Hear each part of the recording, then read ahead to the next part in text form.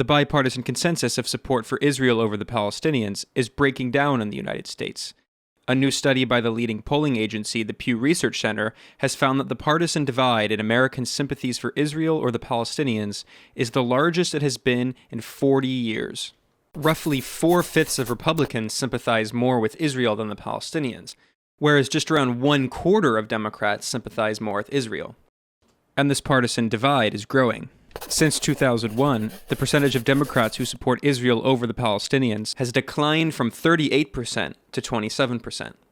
In these same 17 years, the percentage of Republicans who support Israel over the Palestinians has increased from 50% to 79%.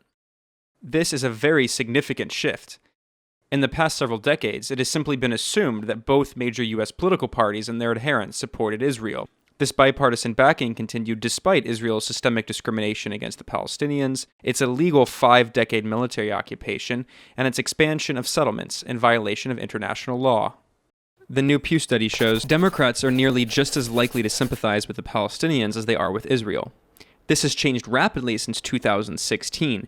The number of self-described liberal Democrats who support Israel over the Palestinians has fallen from 33% to 19% in the past 2 years. Today, liberal Democrats are more than twice as likely to support the Palestinians. The Pew study also shows that young Americans are more likely to sympathize with the Palestinians. And the more highly educated a person is, the less likely they are to support Israel.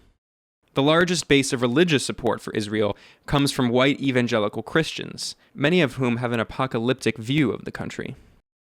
Yet, while liberal Democrats increasingly support the Palestinians, given Israel's many human rights violations and extremely right-wing and xenophobic government, at the same time, their elected officials are still overwhelmingly pro-Israel.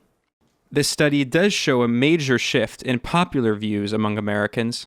However, politicians are still far from responding to those popular views.